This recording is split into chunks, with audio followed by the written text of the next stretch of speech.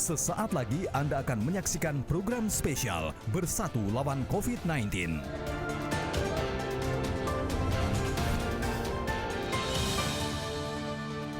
In association with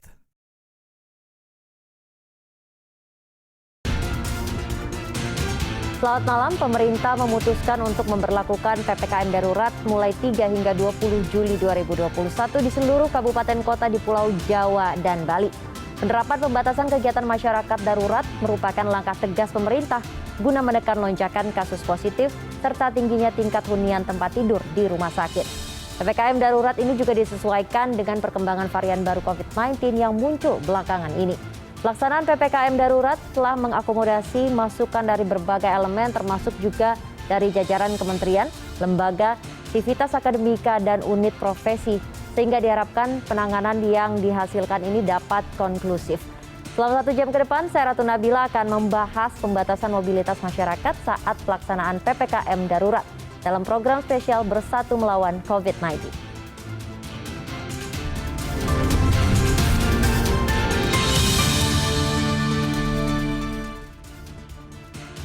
Penerapan pembatasan kegiatan masyarakat darurat resmi diberlakukan mulai 3 Juli sampai 20 Juli 2021 di seluruh kota kabupaten di Pulau Jawa dan Bali. PPKM darurat merupakan langkah tegas untuk menekan lonjakan kasus positif serta menipisnya ketersediaan tempat tidur di rumah sakit. Penyekatan pintu masuk perbatasan di 122 kota dan kabupaten se-Jawa Bali merupakan upaya pemerintah untuk memutus penyebaran virus corona. Hal ini dilakukan pemerintah agar tidak lagi muncul klaster penyebaran baru saat angka kasus positif melonjak tajam pasca larangan mudik yang belum sepenuhnya dipatuhi. Daerah-daerah yang berstatus zona merah di Jawa dan Bali secara tegas menutup perbatasannya dengan sejumlah syarat yang ketat. Masyarakat pun mendukung penyekatan pintu masuk di sejumlah titik di ibu kota agar penyebaran virus corona dapat ditekan. Mereka menyadari bahwa penyekatan ini demi kebaikan dan kepentingan bersama. Saya kayak kemarin juga kebetulan dari dari Bogor, Jakarta juga sebenarnya nggak bisa juga. Cuma kebetulan di sana kan masih ada setelah jam 10 lewat, ada pelonggaran, jadi bisa lewat. Nah kalau di sini kan ditutup total nih, mau nggak mau harus nurut karena saya juga takut kalau nggak patuh hukum nanti malah kena saya juga nanti ujung-ujungnya. Ya paling kantor harus memahami juga. Namanya buat apa ya, kesehatan orang banyak ya kan, ya mau nggak mau harus kayak begini ya kan. Ya terhambat ya, maklumin aja ya, namanya keadaan seperti ini. Korlantas Polri menyiapkan 407 posko penyekatan mobilitas warga di Jawa dan Bali. 60 titik penyekatan di Jakarta sudah berlaku efektif sejak tanggal 3 Juli 2021 lalu. Sementara wilayah aglomerasi yang merupakan kota pendukung Jakarta sudah difungsikan 25 lokasi perbatasan di Tangerang, Tangerang Selatan, Kota Bekasi, Kabupaten Bekasi, dan Kota Depok. Sejumlah personel gabungan dari unsur TNI Polri, Satuan Polisi Pamong Praja, dan Dinas Perhubungan diterjunkan untuk mengedukasi dan memberi pengertian akan pentingnya membatasi mobilitas warga. Masa darurat ini itu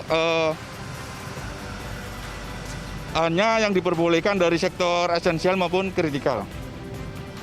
Tenaga medis, tenaga kesehatan, keamanan, proyek-proyek vital dan sebagainya.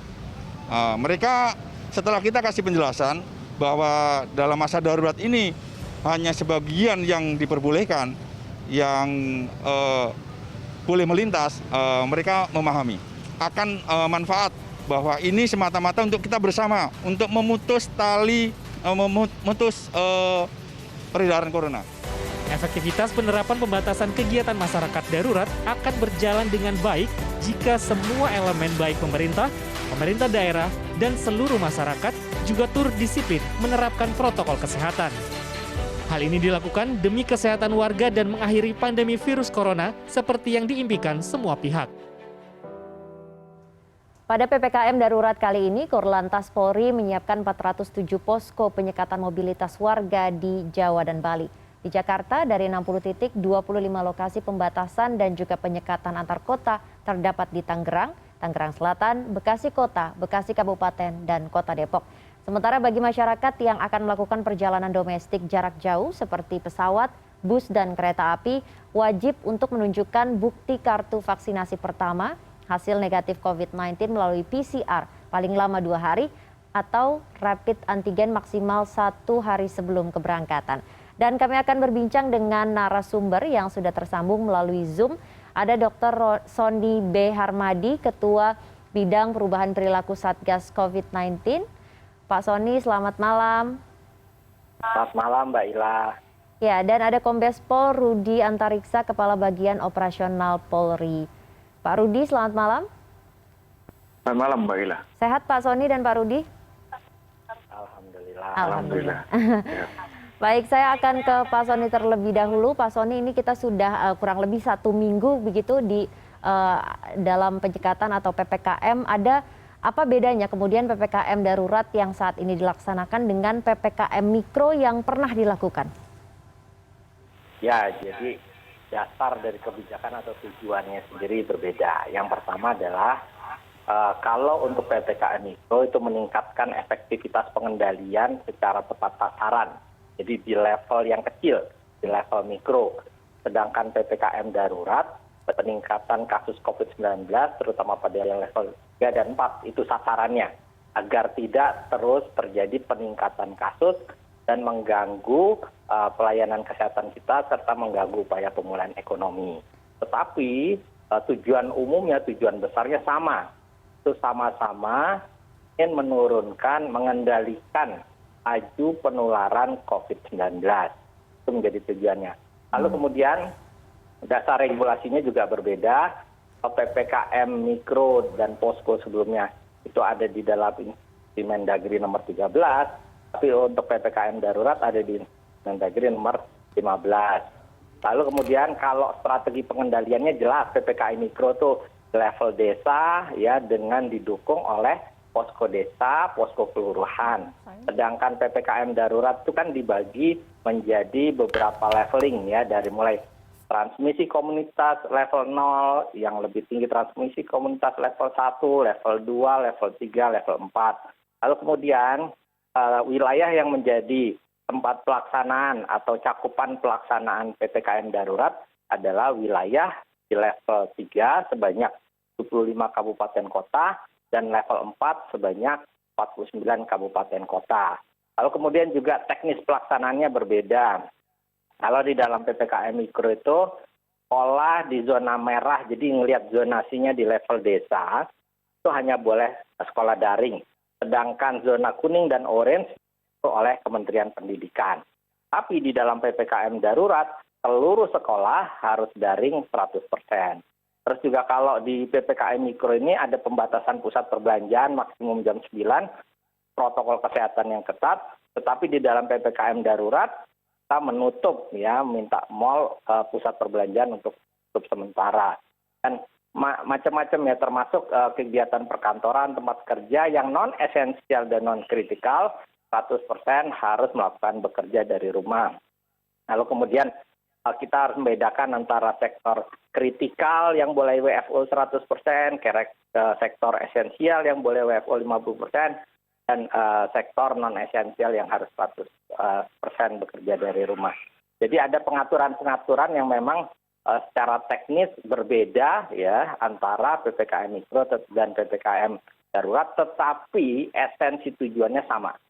Upaya pengendalian laju penularan COVID. Baik, jadi banyak sekali peraturan-peraturan pengetatan yang ada di PPKM darurat ini, begitu.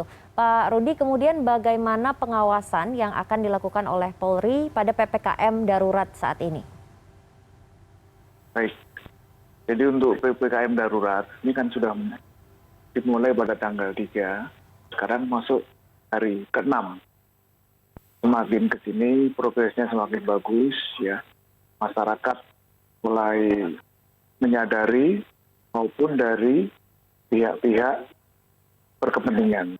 Yang pihak-pihak yang berkepentingan adalah pihak-pihak dari sektor kritikal dan esensial ini yang boleh bergerak. Yang non itu ini, harus benar-benar mematuhi aturan itu. Jadi non esensial, non kritikal, ini harus benar-benar mentaati aturan. Tidak boleh melakukan aktivitas selain kritikal dan esensial. Semuanya harus melakukan kegiatan 100% work from home. Jadi harus dipatuhi. Jadi waktu hari Senin pertama kita lihat mobilitas tinggi, ya. Kita lihat juga penyekatan itu antriannya sampai panjang, sampai 1 kilometer 2 kilometer. Kemudian dilakukan pengecekan di lapangan, rupanya dari hasil pemeriksaan petugas-petugas kita, ya petugas gabungan dari polisi, TNI, perhubungan, Satpol PP, Satgas, ya, bahwa masih banyak pelanggaran. Masyarakat, orang per orang, masih banyak melakukan akses atau melakukan mobilitas ke tempat-tempat kerja. Jadi wilayah, misalnya di DKI, sebagai tumpuan dari pekerja-pekerja yang dari luar wilayah aglomerasi atau penyangga, dari Bogor, Tangerang, Bekasi, ini semuanya 60% kerjanya kan di DKI. Ini semua masih berangkat. Karena apa? Kami ada pelanggaran-pelanggaran dan kita lihat sampai hari ini masih banyak pelanggaran dari kantor-kantor perusahaan yang seharusnya dia tidak beraktivitas, memaksa karyawannya masuk. Nah, dan ini sudah dilakukan tindakan dalam penyidikan oleh kepolisian. Dan kalau kita lihat tadi, mulai hari ini, kita lihat bukannya DKI, tetapi provinsi lain, ada 7, jadi Jawa Tengah, Jawa Timur, Bali, Banten, ini jam mulai pagi sudah kelihatan hijau. Kalau kita lihat map hijau, tidak ada beberapa aja yang merah, jadi mobilitas bisa ditekan. Di Jakarta hari ini kira-kira 50-60% mobilitas berkurang. Ya, jadi semakin mobilitas semakin berkurang. Jadi sampaikan Pak Sony memang begitu. Jadi, artinya dalam PPKM darurat, situasi itu mobilitas ini paling utama harus ditekan. Ya, kesadaran pihak untuk menahan ini, untuk stay at home saja. Nah, namun demikian, kita terus melakukan evaluasi sehingga di pinggiran-pinggiran itu, karena di ring 1 ya, kita menggunakan pola ring 1 itu di pusatnya, di intinya, kemudian di sebelum masuk kota itu ring 2, kemudian di penyangga ini adalah ring 3. Nah, di ring 3 ini juga sudah kita melakukan penyekatan. Di penyekatan terus kita tambah. Sekarang kalau tadi sampai 47 sudah ada 652. Penyekatan kita tambah. Jadi jangan sampai di perkotaan ini aktivitas rendah, namun akhirnya mereka yang ada di kecamatan, kabupaten ini malah. Jadi kita lakukan. Kemudian ini misalnya besok ya, DKI ini akan, Polda Metro akan menambah lagi penyekatan. Di Jalan Antasari, di Fatmawati akan dilakukan. Ini untuk menjaga juga mobilitas yang datang dari Depok, dari Tangsel, kemudian dari Bintaro, dari PSD kan melewati. Dan wilayah lain, provinsi lain pun juga demikian akan menambah penyekatan terus sampai benar-benar bisa ditekan. Yang disampaikan oleh Ketua PKM darurat ini, Pak Luhut menyampaikan bahwa ini akan berhasil kalau 50% mobilitas ini berkurang. Ini benar-benar kita semua untuk jangan sampai tidak ditaati. Mobilitas ini benar-benar bisa ditekan. Semua dari kota, wilayah aglomerasi yang menuju ke kota, ini harus semuanya benar-benar mobilitas bisa.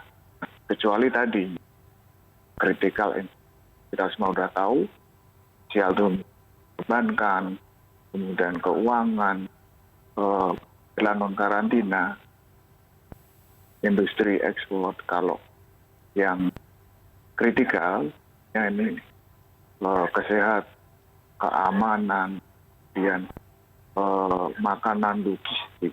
Nah, ini 100% tetapi tetap protokol kesehatan. Yang tadi esensial pun 50% dengan protokol kesehatan yang sangat ketat.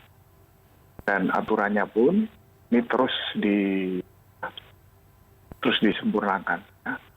Jadi seperti surat edaran Dagri juga nomor 18 tentang PPKM darurat, keluar lagi nomor 8 ini untuk menjelaskan lagi apa itu vital dan esensial. Kemudian juga untuk mengatur mobilitas atau perjalanan ini juga dari SE Kementerian Perhubungan nomor 43 dilakukan lagi adendum untuk menambah bahwa semua yang melakukan aktivitas harus membawa STRP, harus surat registrasi pekerja. Ya. Baik. Semua perusahaan yang boleh bergerak harus STRP. Orang mau naik komuter lain harus bawa STRP. Jadi bukan hanya yang perjalanan darat. Jadi terus dan wilayah pun demikian. Kita baiki, jadi benar-benar kita bisa kita tekan. Baik, Pak Rudi. Kita akan lanjutkan dialog usai jeda berikut. Tetaplah bersama kami dalam spesial program Bersatu Melawan COVID-19.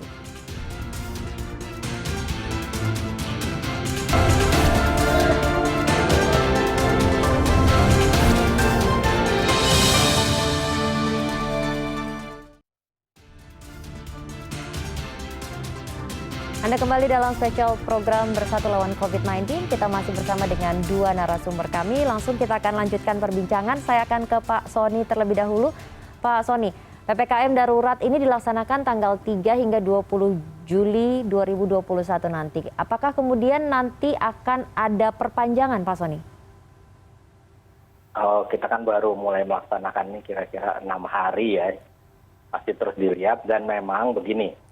Tujuan kita juga ingin membatasi mobilitas penduduk karena bagaimanapun juga laju penularan sangat ditentukan oleh pergerakan penduduk, juga sangat ditentukan oleh kepatuhan protokol kesehatan masyarakat. Karenanya, sama pelaksanaan PPKM darurat ini kan kita melakukan upaya-upaya seperti yang tadi disampaikan Pak Rudi, melakukan penyekatan, melakukan pembatasan mobilitas, kemudian ada syarat-syarat bagi sektor tertentu dan seterusnya. Jadi harapannya mobilitas memang turun.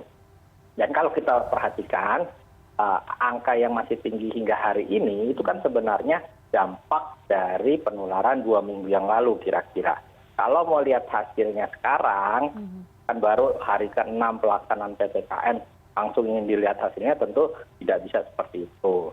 Oleh karenanya kita akan melihat dalam 1-2 minggu ke depan akan ada perubahan atau tidak. Tapi kalau melihat data, kan kami juga bekerja dengan data ya Mbak Ila. Dalam 5 hari terakhir dari tanggal 3, 4, 5, 6, 7, data kami itu menunjukkan bahwa protokol kesehatan masyarakat itu membaik. Jadi kepatuhan masyarakat terhadap protokol kesehatan itu meningkat ya, dan meningkatnya cukup signifikan. Itu juga kalau kita lihat dari mobilitas penduduk turun cukup signifikan. Kami terus mendorong agar sektor yang non esensial itu mematuhi kebijakan 100% work from home, sehingga tak membatasi pergerakan dari penduduk dalam jumlah yang cukup besar. Kemudian juga harapan kami, hubungan semua pihak jika ada yang harus melakukan bepergian atau bekerja seperti 50% sektor esensial, maka usaha atau pelaku usahanya sendiri yang mengontrol ya, harus mengontrol betul-betul 50%. Nah kan yang bisa mengetahui secara langsung memang pemilik usaha itu sendiri. Lalu kemudian mereka juga harus memastikan bahwa semua karyawannya, pekerjanya itu betul-betul mematuhi protokol kesehatan. Baik selama perjalanan dari rumah tempat kerja, selama di tempat kerja maupun ketika kembali ke rumahnya lagi. Jadi kita berharap sama-sama dukungan semua pihak. Ini kan Pak Luhut berkali-kali menyampaikan kita harus bekerja sama, bergotong royong. Peran dari setiap pihak sangat penting, ya, termasuk bagaimana institusi-institusi di masyarakat seperti perkantoran, pasar, ya, tempat-tempat usaha, betul-betul bisa mendukung kebijakan yang sudah ditetapkan oleh pemerintah. Ya Pak Sony, apakah kemudian ada target khusus berapa persen penurunan kasus ini nanti diperpanjang atau tidaknya PPKM darurat? Kalau lihat begini Mbak, hari ini saja dengan tambahan kasus kan 38.000 tambahan kasus. Tapi jangan cuma lihat kasus aktifnya, tambahan kasusnya saja. Kita bisa lihat juga dari jumlah orang yang sembuh. Hari ini sembuh itu lebih dari 21.000. Kalau kita bisa menekan laju penularan atau kasus harian itu di bawah 20.000 dan mampu mendorong peningkatan angka kesembuhan, kasus aktif kita akan turun. Yang kita coba landaikan ini salah satunya adalah kasus aktif. Kita juga mendorong penurunan positivity rate dengan melakukan testing secara massal. Jadi kalau Mbak dengar, pemerintah kan sudah menargetkan testing 3-4 kali lipat lebih banyak dari sebelum pemberlakuan PPKM darurat. Kita mentargetkan antara 300.000 sampai 400.000 testing per hari. Semakin masif kita melakukan testing, kita bisa menemukan mereka yang positif, lalu dilakukan tracing, ya, pelacakan di mana satu orang yang terkonfirmasi positif dilacak minimal 15 orang yang pernah kontak erat. Dengan testing dan tracing yang masif, kita berharap terjadi penurunan kasus, ditambah dengan pengendalian mobilitas, pembatasan kegiatan masyarakat, hingga harapannya betul-betul kasus atau tambahan kasus harian turun, di sisi lain juga positivity rate kita turun. Karena kita masih punya positivity rate sekarang itu sekitar 20%. Harapannya bisa turun terus sampai ke target kita di bawah 5%. Tapi kalau menurunkan dari 20% ke 5% dalam waktu 2 minggu tentu bukan hal yang mudah. Oleh karenanya yang paling penting adalah tren penurunan itu akan terjadi secara terus-menerus. Baik. Pak Rudi, ada 407 posko penyekatan yang didirikan Polri di seluruh wilayah Jawa dan Bali. Kemudian bagaimana sistem penyekatan ini diberlakukan begitu? Apakah Pak Rudi juga tadi mengatakan bahwa nanti akan ada penyekatan tambahan begitu. Nah ini sementara ini 5 hari ini evaluasinya seperti apa Pak Rudi? Ya, tadi baru 7 tapi sampai hari ini sudah saya sampaikan 150 untuk penyekatan. Dan ini masing-masing provinsi ini terus akan evaluasi dan akan menambah. Karena nomor 52. Misalnya misalkan di DKI pun akan ditambah yang ada di Fatmawat, di Antasari juga ditambah. Dan provinsi lain kita menambah. Kita untuk mengantisipasi pergerakan kota yang satu dan di sebelum masuk kota sampai nanti yang di pinggiran ini harus benar-benar clear. Jadi mobilitas baru nggak ada. Kayak kecamatan, kota ini harus benar-benar tidak ada mobilitas kecuali 2 sektor. Jadi kita lakukan tambahan-tambahan terus. Dan ini petugas yang untuk mengurangi mobilitas.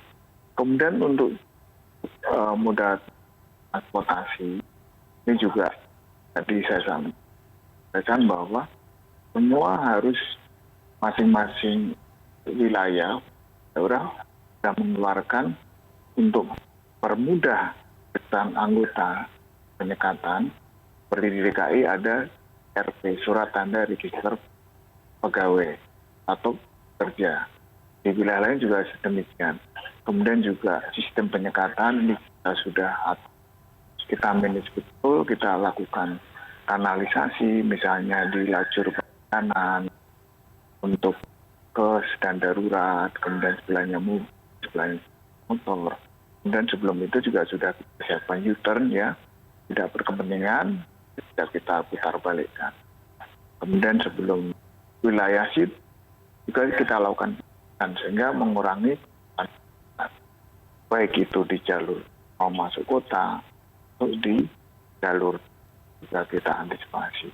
Kita juga akan menyiapkan juga ini menjelang pasti nanti ada mobilitas peningkatan.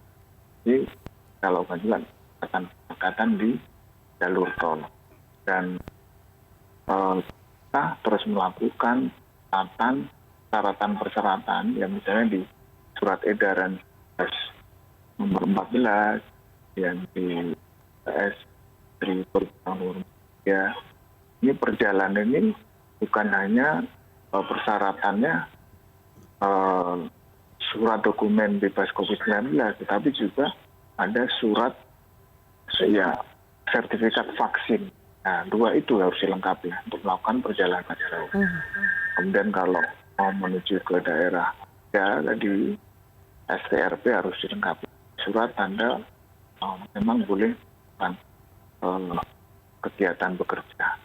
Jadi terus akan kita lakukan PPKM darurat tanggal 20 untuk bisa membatasi, mengendalikan, kemudian bisa melakukan mobilitas baik sama di pusat kotanya nanti di tingkat jiran atau di kecamatan kabupaten. Diharapkan bisa menurun atau yang signifikan mobilitas.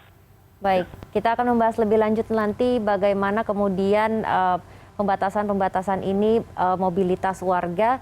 Setelah jeda berikut, tetaplah bersama kami dalam spesial program Bersatu Melawan COVID-19.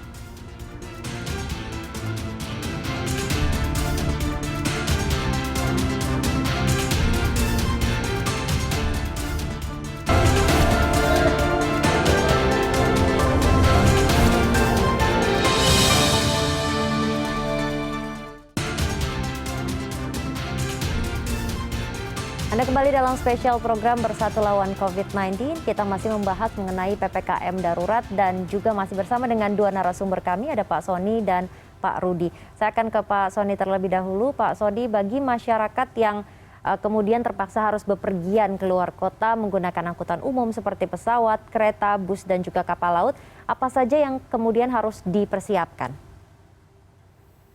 Ya, Mbak Ila, jadi pemerintah itu melakukan pembatasan mobilitas itu berlapis-lapis, ya.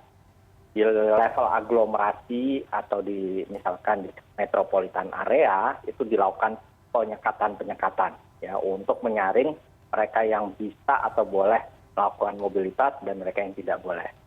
Lalu kemudian untuk perjalanan antar kota juga diatur, ya, ada pembatasan. Bagi mereka yang akan menggunakan transportasi udara harus menunjukkan sertifikat vaksin minimal yang pertama. Dan kemudian harus menunjukkan hasil tes. Kalau dia RT-PCR dalam waktu 2x24 jam sebelum jam keberangkatan. Minimal, ya. Terus kemudian kalau gen itu hanya boleh di Jawa. Kalau untuk yang Bali harus PCR, tapi kalau di internal Jawa itu boleh dengan RT-PCR dalam waktu 2x24 jam atau dengan rapid test antigen, swab antigen 1x24 jam sebelum jam keberangkatan. Itu bagi yang menggunakan transportasi laut wilayah Jawa dan Bali, untuk laut boleh menggunakan RT-PCR 2x24 jam atau menggunakan rapid test antigen 1x24 jam. Lalu bagaimana dengan kereta api? Sama, ya, jadi juga harus menunjukkan sertifikat vaksin. Tadi yang laut juga harus menunjukkan sertifikat vaksin, lalu bisa menunjukkan hasil negatif dari RT-PCR atau rapid test antigen, ya. Lalu kemudian kalau yang kereta api itu akan dilakukan tes acak di stasiun tertentu, ya. Sedangkan untuk transportasi darat kita akan melakukan tes secara random. Jadi ini ada beberapa aturan yang memang harus dipatuhi oleh masyarakat. Selain sertifikat vaksin tadi, jelas harus ada tes negatif baik menggunakan swab PCR maupun swab antigen. Lalu kemudian gini, yang paling penting juga, kalau memang harus melakukan perjalanan, karena dalam kondisi darurat seperti ini, masyarakat diminta untuk betul-betul menerapkan protokol kesehatan, ya, secara baik. Bahkan dianjurkan juga sangat baik jika memang menggunakan double masking atau maskernya di double.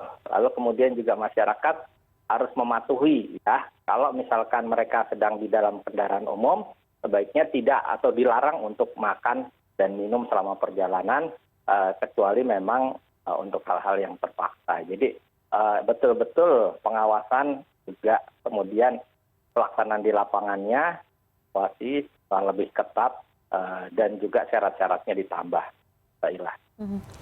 Ya, baik Pak Soni. Jadi ada banyak sekali begitu ya persyaratan bagi masyarakat yang ingin bepergian. Kemudian Pak Rudi, apakah kemudian ada wilayah tertentu yang mendapat perhatian khusus dari pemberlakuan penyekatan ini, dan juga bagaimana kemudian kalau ada masyarakat yang memaksa atau ingin mencoba melewati penyekatan, apakah kemudian ada sanksi-sanksi khusus? Ya, tentunya dari wilayah yang khusus dari 7 provinsi Jawa Bali. Tadi sudah sampaikan yang harus benar-benar pilih ini ada wilayah ring sub atau di pusatnya. Ya, ini harus benar-benar clear. Jadi bukan disikat lagi tapi dilakukan penutup. Misalnya di Sudirman Tamrin ini kan ditutup. Ya. Kemudian sebelum masuk itu dilakukan penyekatan. Dilakukan pemeriksaan, kemudian kita cek masuk kritikal tentunya kalau memang termasuk dalam sektor tadi lanjut, kalau tidak balik. Dan juga kalau di wilayah-wilayah lain tidak sama, di kota, kabupaten harus benar-benar steril atau clear, ya, mobilitas harus benar-benar bisa ditekan. Kemudian juga nanti larinya kan ke pinggiran tadi, itu juga harus dilakukan penyekatan. Kemudian baik di tempat biasanya di aktivitas misalnya pasar tradisional yang ya ini kan masih gerak.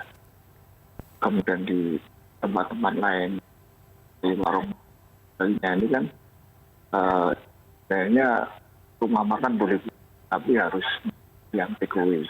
Ini juga kadang-kadang masih anggar. Nah, ini benar-benar sampai yang kecil nanti harus benar clear sehingga tidak ada mobilitas. Nah, kemudian tadi disampaikan bagaimana dengan yang kucing-kucing mereka yang langgar, rob ini kita harapkan bukan seperti itu, tapi kesadaran semuanya. Namun kita lihat di lapangan, ya masing-masing wilayah area ini masyarakat sudah sadar, justru ikut proaktif membantu kita. Jadi mereka menutup juga wilayah yang itu sekiranya memungkinkan dilalui oleh yang melanggar tadi, yang merobos-merobos, ya, di semua. Jadi sudah mereka mengantisipasi, jadi bahkan mereka membantu untuk memutarbalikkan juga, ya. Ini. Jadi kesadaran masyarakat juga kan, dan untuk mengantisipasi yang melanggar juga demikian. Namun kita terus juga melakukan pengecekan terus terhadap pihak-pihak tadi yang non esensial, non kritikal ini supaya benar-benar betul, jangan sampai ada ya. Nah ini terus kita lakukan kegiatan-kegiatan penyekatan, pengawasan yang ya, terhadap mobilitas tersebut. Gitu. Ya, Pak Rudi, apakah kemudian ada wilayah tertentu yang mendapatkan perhatian khusus? Ya, wilayah-wilayah perkotaan, tempat-tempat aktivitas, ya, pekerja-pekerja ini tentunya hal yang khusus yang menjadi tujuan aktivitas untuk bekerja sehari masuk. Kalau hari Minggu, hari libur ini berarti wilayah-wilayah wisata, berarti kan ada tempat-tempat wisata, tempat-tempat yang mereka mungkin melakukan olahraga dan sebagainya. Ini kan semua ditutup. Kita olahraga, fasilitas semua ditutup. Ini menjadi prioritas kita khusus. Kemudian untuk pelaku perjalanan jauh ini juga kita lakukan pengawasan, pengendalian ya, pemeriksaan persyaratan sebelum berangkat, dan sampaikan Pak Sony juga berangkat. Kalau naik bus, cek betul persyaratan sertifikat vaksin COVID-19. Kemudian juga di jalan kita lakukan di perjalanan di rest area kita lakukan random check. Tes antigen ya. Kalau mereka ternyata di kanan tidak membawa itu. Nah, ini kewajiban-kewajiban dari pelaku perjalanan atau masyarakat dari antar provinsi ini juga harus kita kendalikan. Saya kira semua sudah melakukan dan penyekatan di pintu-pintu masuk, di pintu tol, kota antar provinsi, dilakukan penyekatan seketat mungkin, dan ini akan terus kita evaluasi, kita tambah. Ya. Baik, Pak Rudi, seberapa efektifkah kemudian penyekatan ini dalam menekan penyebaran virus pada saat ini? Apakah evaluasinya sudah semakin baik begitu, dan juga akan ada ditambah penyekatan-penyekatan lain? Iya, jadi semakin sini semakin efektif, semakin sadar ya masyarakat yang seharusnya tidak boleh beraktivitas, dia benar-benar bisa menahan, juga yang pihak-pihak yang seharusnya tidak boleh melakukan, ya tidak boleh memaksa karyawan yang beraktivitas. Ya. Dan kita lihat aktivitas makin ke sini ini semakin sangat kurang. Ya, hari ini nanti di wilayah DKI misalnya kurang sekitar 60%. Dan di tempat-tempat lain juga begitu. Kita harapkan besok juga semakin baik ya. Dan benar-benar ini mobilitas berkurang. Ini mobilitas ini kan sumber penyebabnya kenaikan COVID-19. Jadi memang itu harus kita antisipasi. Baik Pak Rudi, kita akan lanjutkan perbincangan usai jeda berikut. Tetaplah bersama kami dalam spesial program Bersatu Lawan COVID-19.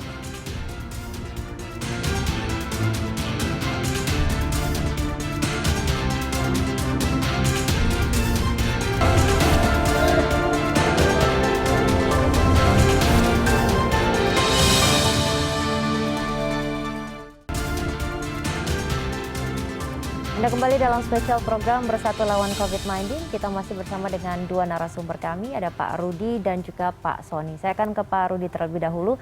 Pak Rudi, bagaimana kemudian Polri mengantisipasi pelanggaran yang dilakukan oleh masyarakat? Apa sanksi yang akan diberikan bagi masyarakat yang melanggar PPKM darurat ini?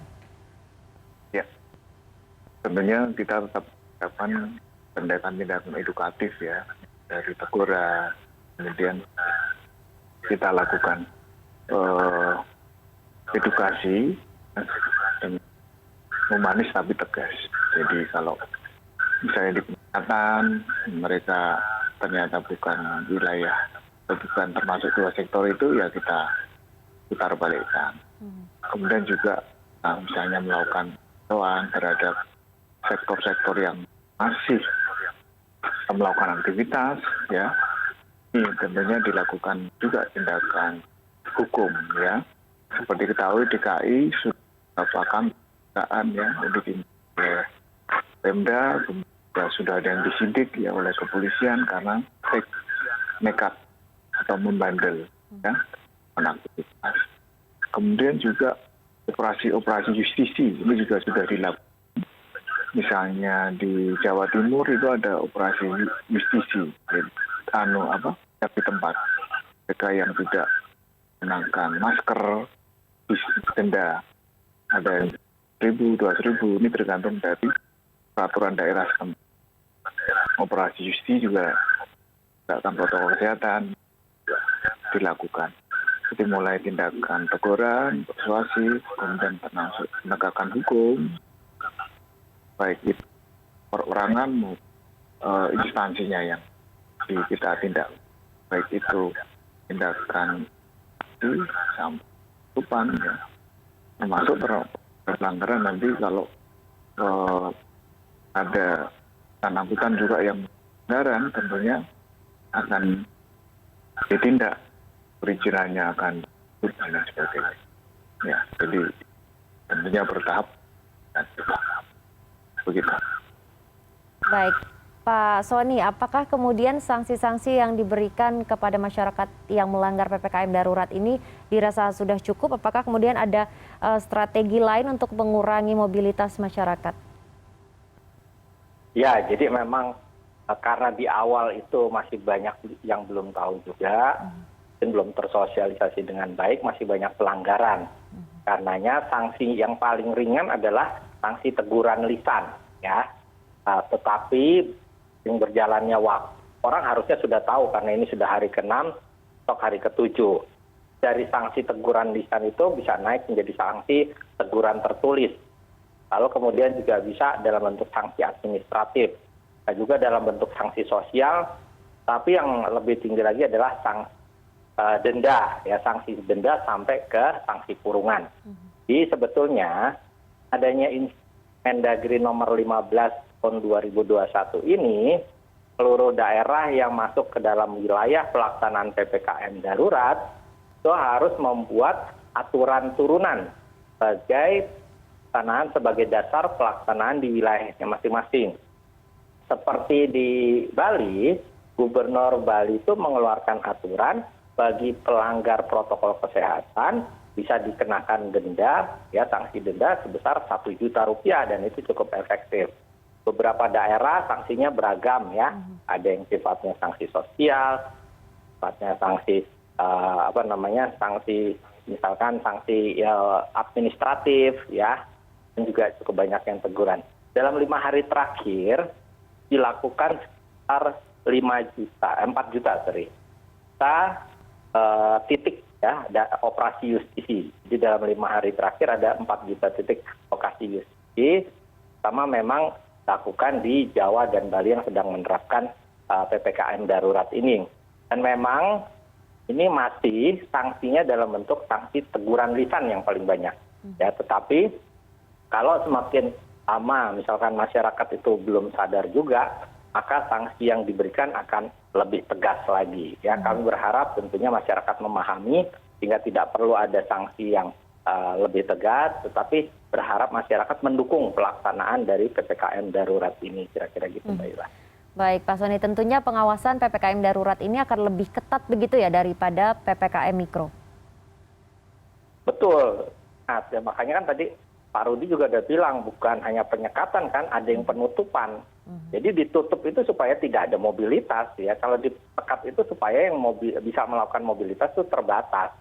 Jadi kalau tadi saya udah bilang di level dalam kota kabupaten sendiri dilakukan penyekatan, di level aglomerasi juga dilakukan pembatasan, penyekatan maupun penutupan. Level antar daerah kita menggunakan beberapa tambahan syarat perjalanan termasuk syarat vaksinasi. Di internasional pun kan kita tambah. Bagi mereka pelaku perjalanan luar negeri yang masuk ke Indonesia, yang sebelumnya wajib karantina hanya 5 kali 24 jam, dengan SE 8 tahun 2021, ada adendumnya Kasatgas, mengeluarkan tambahan aturan bahwa yang melakukan perjalanan luar negeri dari luar negeri masuk ke Indonesia wajib melakukan karantina selama 8 kali 24 jam di tempat yang telah ditentukan oleh pemerintah. Terus kemudian juga mereka wajib menunjukkan vaksinasi lengkap, ya, 2 dosis. Jadi kita melakukan penyekatan atau pembatasan mobilitas itu berlapis, ya, dengan harapan kita betul-betul bisa melandaikan kurva, menekan penularan. Berikutnya kita bisa mengendalikan COVID.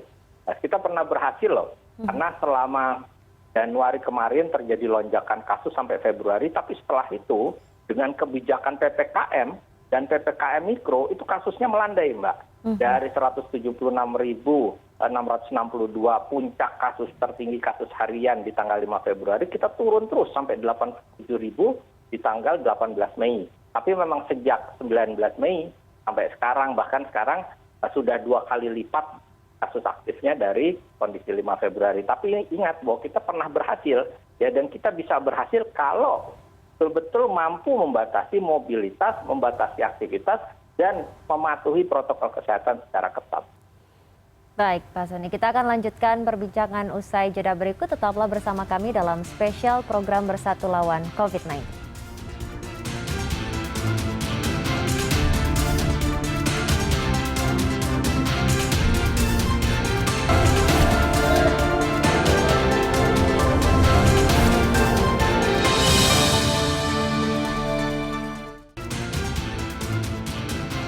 Terima kasih Anda masih bersama kami dan kita sampai di akhir segmen. Saya akan ke Pak Rudi terlebih dahulu. Silakan dengan closing statement Anda. Baik, terima kasih. Jadi PPKM darurat ini tentunya yang kunci utamanya adalah kesadaran kita semuanya. Kesadaran menahan tidak melakukan aktivitas, melakukan semua dilakukan di rumah, kecuali yang diizinkan. Sektor dan energi itu pun harus dengan protokol kesehatan. Penyekatan hanya mengawasi dan memastikan. Tapi intinya adalah kesadaran semuanya, baik kesadaran masyarakat sendiri, kesadaran yang pelaku atau operator ini juga tidak melakukan kegiatan, tidak memakai karyawannya atau pekerjaan untuk melakukan kegiatan. Sehingga semuanya aktivitas baik itu di perkotaan, antar kota, antar provinsi, di 4 moda transportasi, di kabupaten, kecamatan, lingkungan terkecil RT RW ini ada mobilitas, tidak ada kerumunan, kecuali dua diperbolehkan selama PPKM darurat ini. Sama-sama menahan ini semuanya untuk menekan, mengerem COVID-19. Saya kira itu. Baik, terima kasih Pak Rudi. Silakan Pak Soni dengan closing statement Anda. Ya, baik Mbak Ila. Jadi memang kebijakan PPKM darurat diambil untuk menyelamatkan, melindungi rakyat Indonesia, menyelamatkan masyarakat Indonesia. Lalu dukungan masyarakat menjadi sangat penting, dukungan pemerintah daerah juga menjadi sangat penting. Setiap pihak memiliki perannya masing-masing. Dari mulai pemerintah pusat didukung oleh TNI Polri, lalu pemerintah atau Satgas daerah didukung juga oleh TNI Polri di daerah, sampai ke level masyarakat di komunitas itu sendiri. Oleh karenanya, kita tidak ingin berlarut-larut ya, dengan kondisi seperti ini. Kita tidak ingin berlarut-larut dalam artian PPKM darurat terlalu lama karena ini memberi dampak yang besar juga terhadap kehidupan sosial dan ekonomi masyarakat. Oleh karenanya, dengan durasi waktu yang sudah ditetapkan tanggal 3 sampai 20 Juli ini, mohon dukungan seluruh masyarakat. Kita bersatu padu, kita bergotong royong untuk mengatasi masalah ini dengan perannya masing-masing. Patuhi anjuran pemerintah untuk di rumah. Patuhi anjuran pemerintah jika memang keluar rumah, patuhilah protokol kesehatan sebaik-baiknya. Karena apa yang dilakukan oleh kita semua berdampak terhadap kita semua. Setiap orang memiliki makna penting dalam upaya kita mengakhiri pandemi COVID-19. Baik, terima kasih Pak Soni dan Pak Rudi sudah bergabung bersama kami pada malam hari ini. Sehat-sehat selalu, Pak. Terima kasih. Pemberlakuan PPKM darurat merupakan bentuk pengendalian COVID-19 agar tidak mengakibatkan krisis yang lebih besar lagi. Pada prinsipnya, kegiatan masyarakat tidak akan mati total, hanya lebih terkontrol. Keberhasilan PPKM darurat ini sangat ditentukan oleh sinergi dan kolaborasi antara pemerintah dan juga elemen masyarakat. Kembali kami ingatkan untuk tetap disiplin menjalankan protokol kesehatan. Mari kita saling menjaga dengan 3M, menjaga jarak, memakai masker dengan benar, dan juga mencuci tangan. Saya Ratu Nabila undur diri, terima kasih dan sampai jumpa.